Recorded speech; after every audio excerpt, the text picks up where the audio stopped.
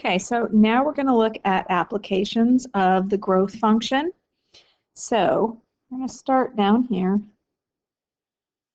That is your basic growth model. You'll notice the base is E.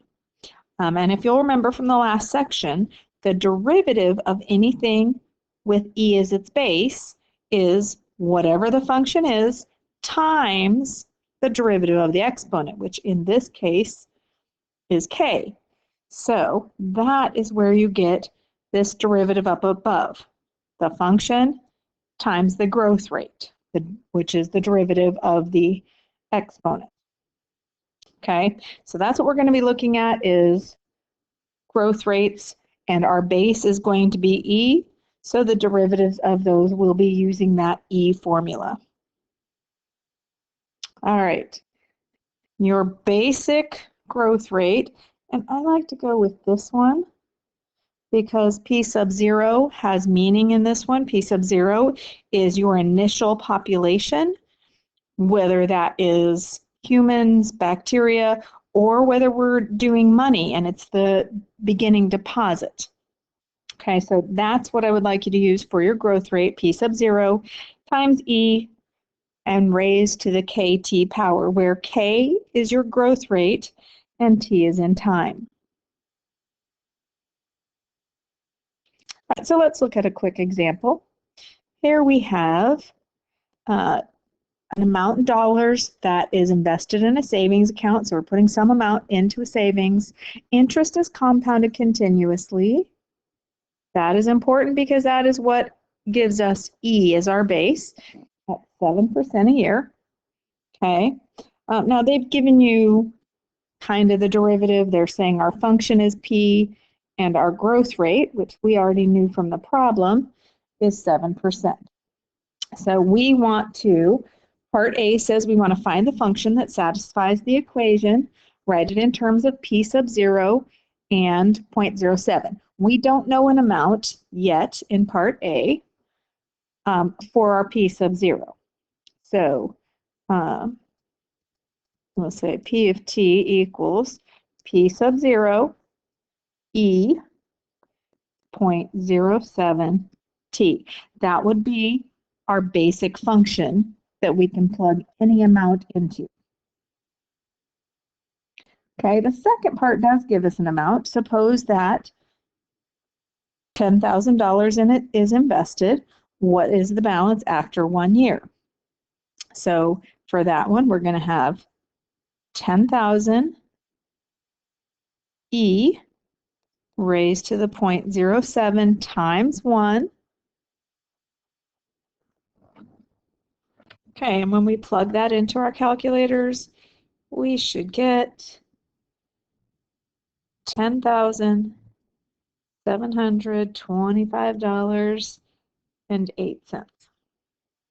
All right, part C says, if $10,000 is invested, how fast is the balance growing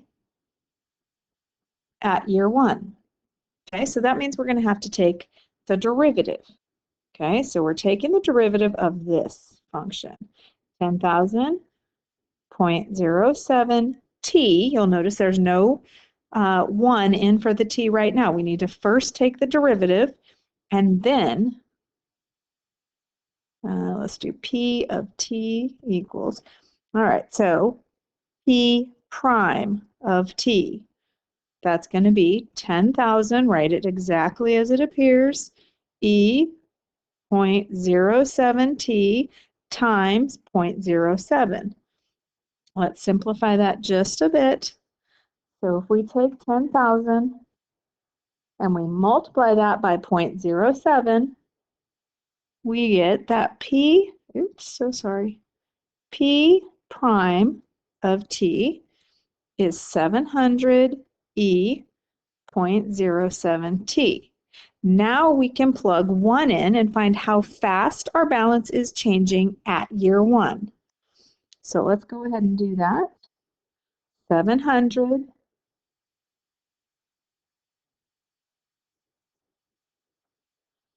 and what we get is 750 0.76. Okay, which means that our balance is changing at a rate of $750.76 per year. Remember, this is an annual interest rate. So at year one, this is how fast it's changing. Now that's going to be different at year 2 or at year 5. In fact, let's go ahead and see what it is at year 5. So P prime of 5, so 700 E 0.07 times 5. Let's see what that is. 700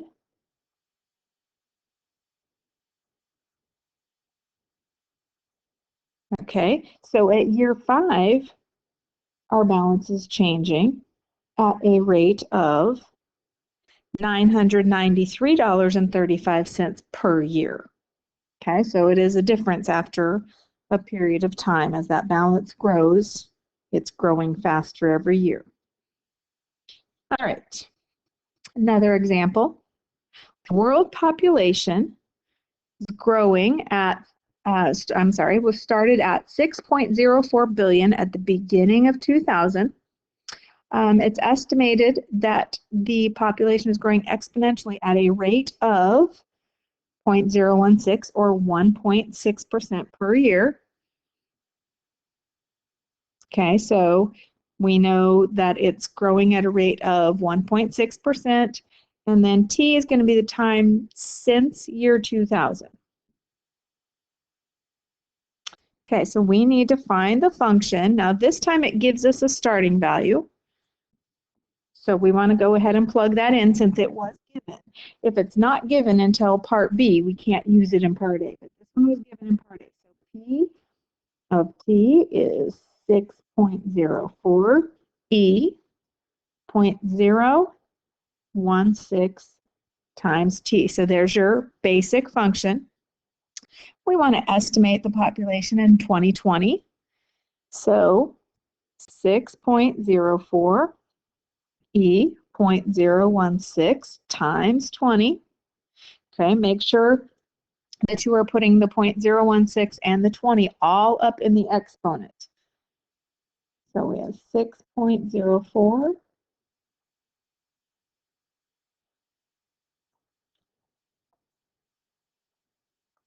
and yes, this is a very calculator intensive section. Okay, so the population is approximately 8.32 billion. And then let's find the rate of change. Okay, so that means that I'm going to have P prime of T. I'm going to go back up to part A and take the derivative of that function. So that's going to be 6.04 E 0.016 T times 0.016. We'll go ahead and simplify that so it's a little neater. So 6.04 times 0.016 gives me 0.09664 E 0.016 T. Okay, and then they want to find the rate of change of the population at the beginning of 2020. So that's going to mean that T is 20. That's how many years it's been since year 2000. So we're going to do P prime of 20, which is 0.09664 E 0.016 times 20.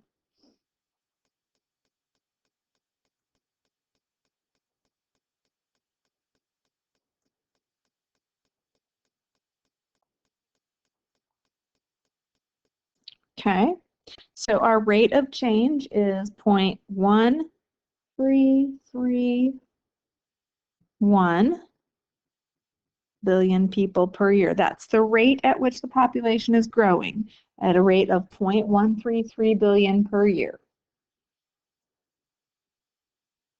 All right, the other thing I just want to show you this really quickly is it's not reasonable to always assume that population growth is unlimited. Okay, If we're growing bacteria in a petri dish, obviously our growth is limited by the space in the petri dish and the amount of food available. So there are limits on the growth model. So this is the formula for that one. We are not going to take the derivative of that formula. Oops, sorry. But I do want you to see that when you have this limited growth formula, we have kind of a ceiling here. So it stops when it hits its limit and it kind of tapers off. So that's just another model for growth. That's the limited growth model. And we could definitely take the derivative of that. Also, we just are not going to at this time. All right, so that is all for 2.4. If you were having trouble with those derivatives, please go back and look at the section where we took derivatives of functions with e as the base. Let's see.